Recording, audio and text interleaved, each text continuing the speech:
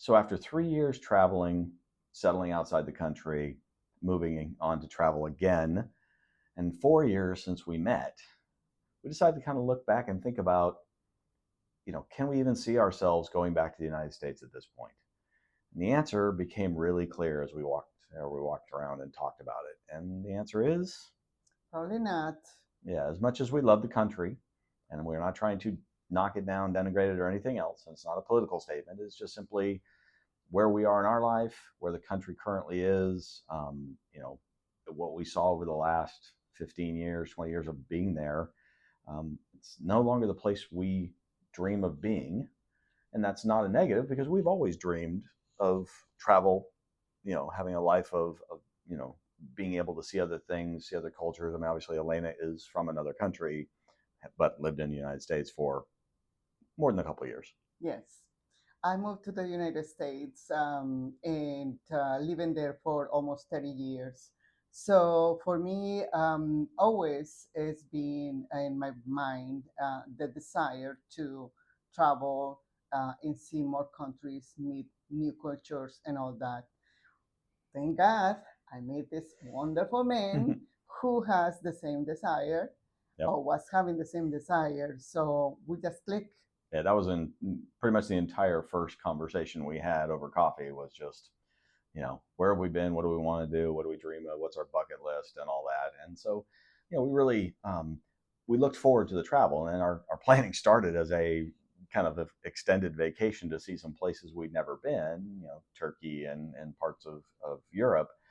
And that just turned into, thanks to a really good bit of timing with, markets and housing and everything else, into the opportunity to retire early, hit the road, and live a life. And we do owe some thanks to the other YouTubers who preceded us and put out some great videos that helped us realize we could do it. But we always had that desire to travel. And when we looked at the cost of taking vacations and flying back after every vacation, it became pretty clear that we'd spend more money on vacation than we would, really earn on top of keeping a household and all the expenses of living in the United States. So, we left, we sold everything, as you guys know. We get married. Well, yes, we did get married too. Yeah, we left the country and traveled around for quite a while, and we've evolved our lifestyle, our travel lifestyle, how we live, where we stay, and all those things. And now we're in Southeast Asia, living a very luxurious yet very cost-effective life while we travel around. We have not settled anywhere yet. We don't plan to settle anywhere. Who knows when? Probably as long as we can keep moving on our own, we will keep traveling. So we do want to talk about the reason that we just don't see ourselves moving back to the U.S. Despite we have 3 wonderful children who we love more than anything and we miss terribly. Thank God for things like FaceTime and phone calls and WhatsApp so we can keep communicating with them. But the first reason we just can't see ourselves going back to the U.S. anytime soon is the cost of living. Yes. You all are, many of you are living it. And then obviously if you're watching us and you're Canadian or living in another country or European, you understand it. The costs have gone up everywhere. Even the places we're traveling to have gone up significantly. They just started at a much lesser level of cost than the United States. So something doubling from $1 is a lot less than something doubling from $10. And that's what we were facing in the United States, is the cost of living is just going crazy, even before inflation hit, because we hit the road right before inflation took off. And we did the numbers and we couldn't see ourselves retiring in the United States in anything like our lifestyle we were living at the time.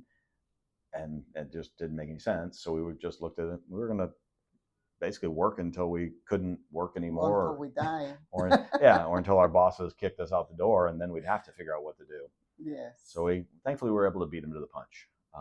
Second reason is the healthcare system in the U.S. If you have never lived in another country or had maybe an employer who had a great healthcare system that really took care of you, you think that the American system is just normal. It's completely unusual. It is unique in the world, and the most expensive one in the world. And it has gotten so much more expensive over the last 10 years as the costs have been passed from the companies and the insurance companies and your company, your employer, to you. the deductibles, just the insurance premiums, but then the deductibles and copays just make it unaffordable to get sick. And I know so many of you know that and have experienced it. And we've mentioned in other videos, but if you don't know, we've gotten healthcare around the world, from emergency root canal in New Zealand to, an ambulance to the hospital for what turned out to be thankfully minor issue in Portugal, to just regular healthcare visits in Bangkok or other countries, or back in Portugal when we lived there for a year. And it's a fraction of the cost.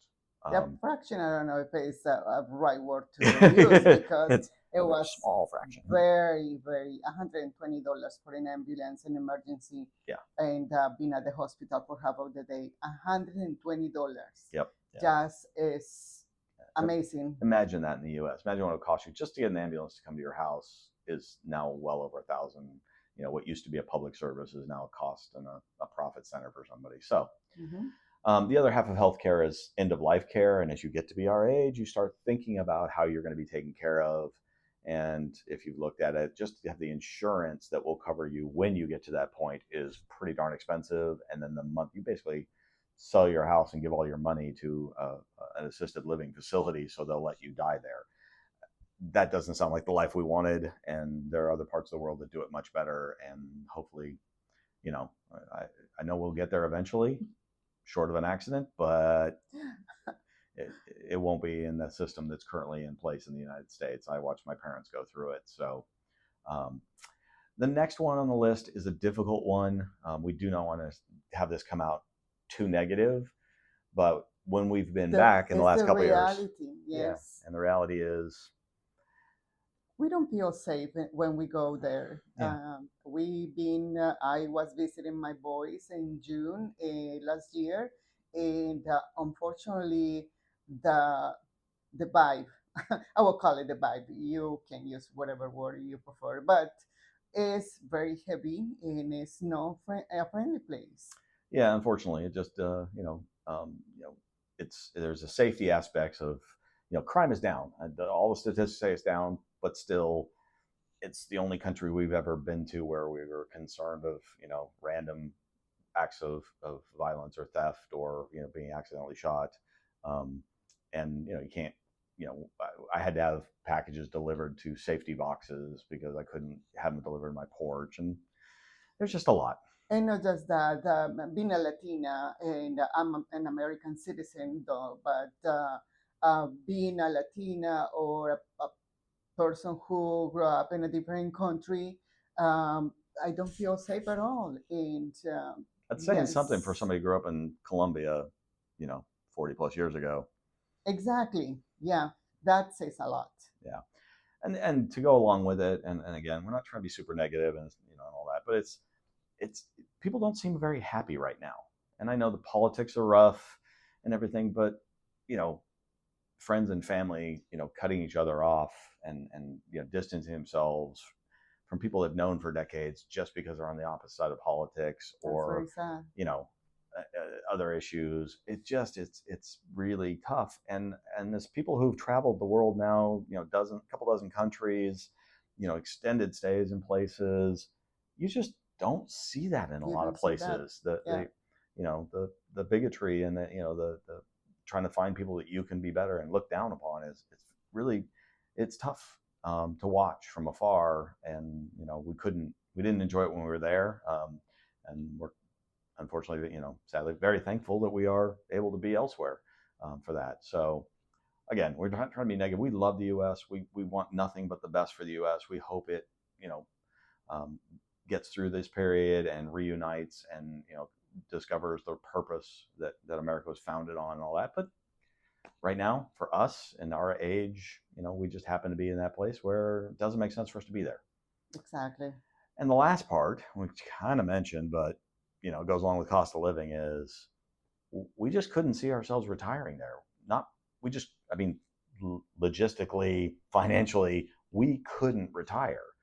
No matter how much we had saved, and we both worked for a living. We never got rich. We didn't win the lottery. We didn't have some people stock think that options. We won the lottery, and it was no, that's not the case. Yeah, in the U.S., our money would not stretch far enough to live the life that we would want to live without work.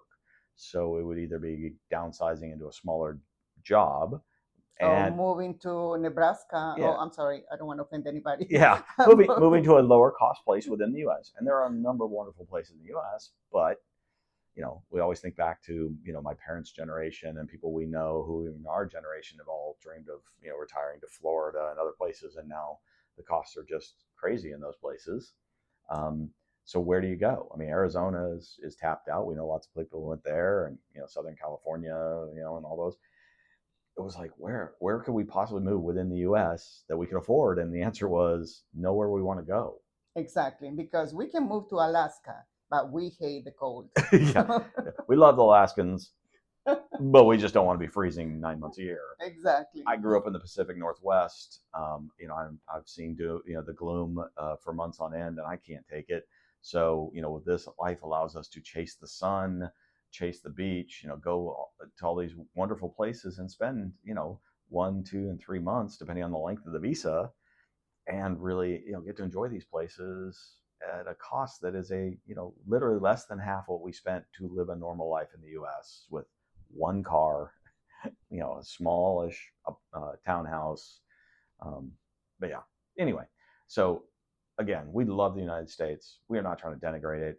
We hope that your life is treating you well. But if you're watching this video, you probably dream of moving on. And I will just repeat, we spend less than half on the road traveling, staying in some nice hotels and apartments in beautiful countries, eating pretty darn well, because I clearly haven't lost that much weight. And and it's half of what it was. So again, best of luck to you. If you have questions about how we did it, what we're doing, hopefully you can watch our other videos and see a lot of that are part of our story. But yeah, believe me, if we can do it, you can do it if you want. Yes. So, and there are people doing it on even much less than we do, and doing it very well. But if you have the budget, hey, live it up, because there's one thing we all know: we're not getting any younger. Exactly. Well, thank you for watching. Yeah, have a great day, great travels. Talk to you soon. Bye.